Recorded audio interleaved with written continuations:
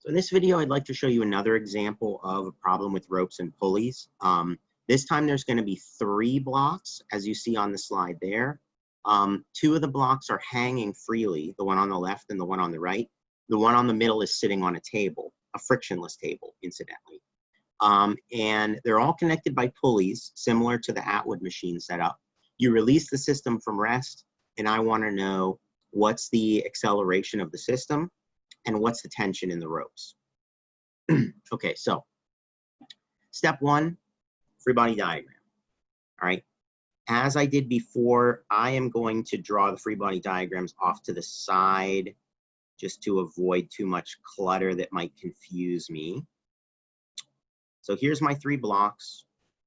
Now I start thinking about forces. So we've got gravitational force on each block. So boom, boom, and boom. These all point straight down. I'm just going to be sloppy with my units again. I hope you don't mind. So this one's going to be 1 times G.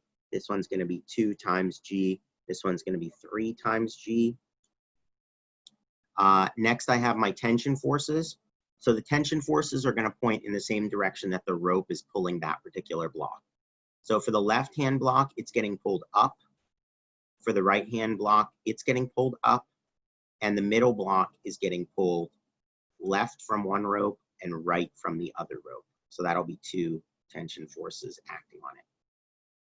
Then one other force I have to include is the normal force of the table acting on the middle block, and that's going to point upwards. So now let me label these guys. The normal force is just Fn. Now the tension force. Which ones of these tension forces are going to be the same, and how many unique tension forces are there here? If the 2 pulleys are massless, then I know these 2 tension forces are the same. And if this pulley is massless, these 2 tension forces are the same. But the 2 on the left do not have to equal the 2 on the right, because those ones are not connected to each other in any way. So they're totally independent from each other, which means I'm going to have T1 over here, T1 over here, and then T2 over here, and T2 over here. So we'll have 2 different tension forces in this problem to calculate. Then lastly, you have to be very conscientious about acceleration in these problems. So I should look at this, take a guess at which direction the acceleration points in, and then stick with it.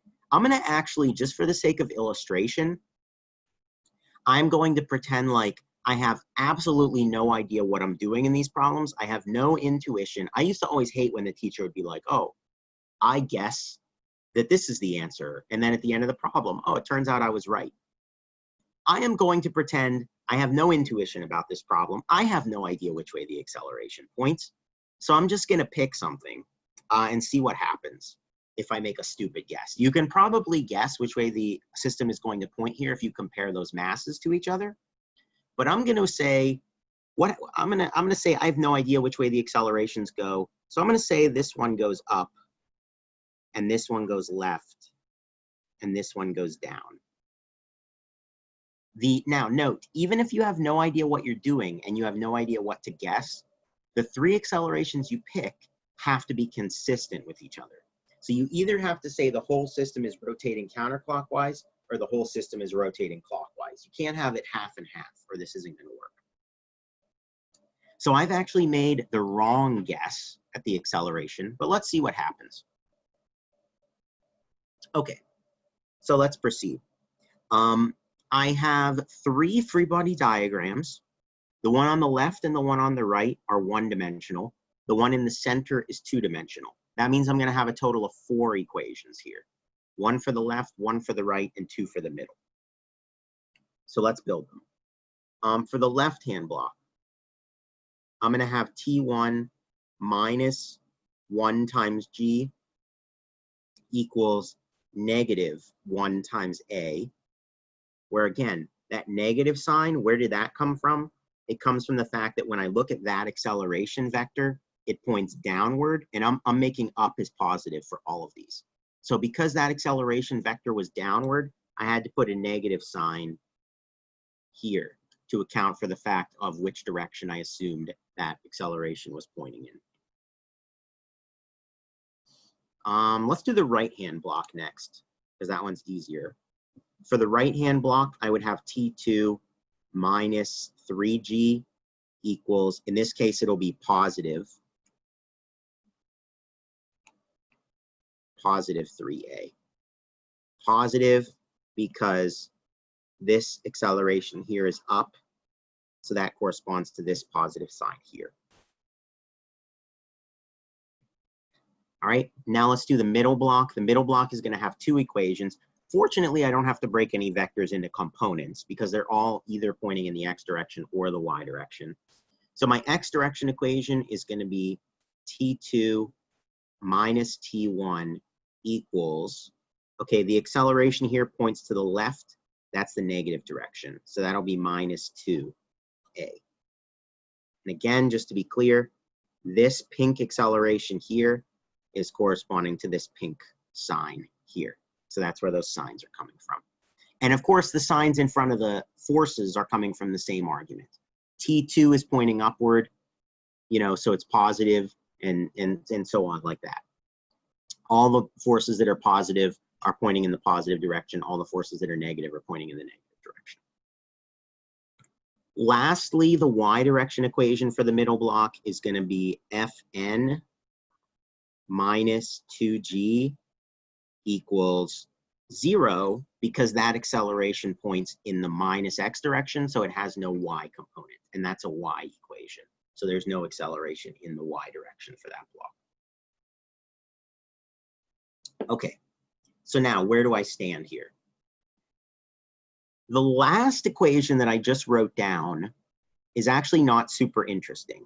It does not have any tensions in it, and it does not have any accelerations in it. So it actually contains none of the variables that I'm trying to solve for.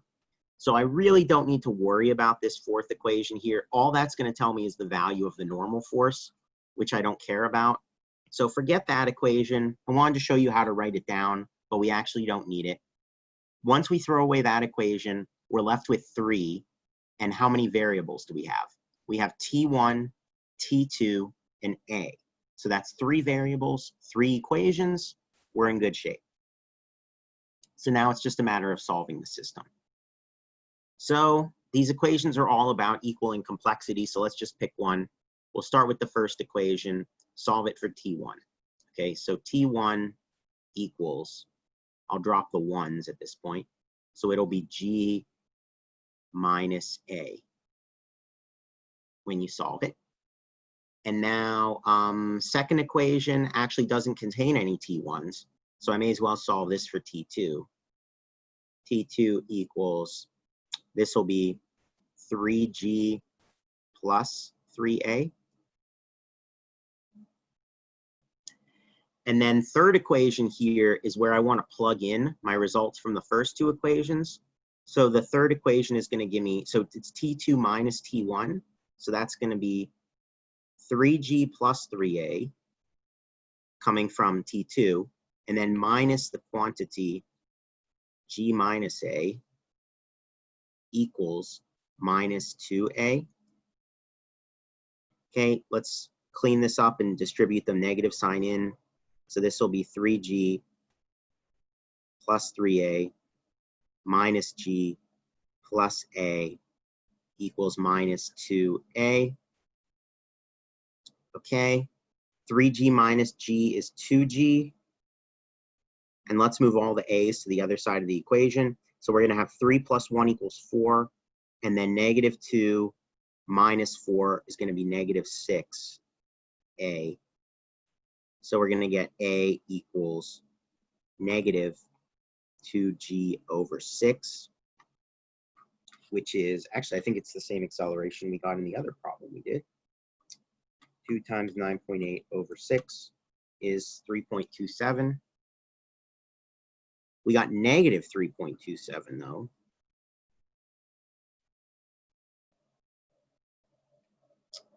Okay. Why did we get a negative acceleration? Remember, A represents the magnitude of the acceleration. So the fact that it's negative tells me something is wrong. What it actually tells me is that all of my acceleration vectors are backwards.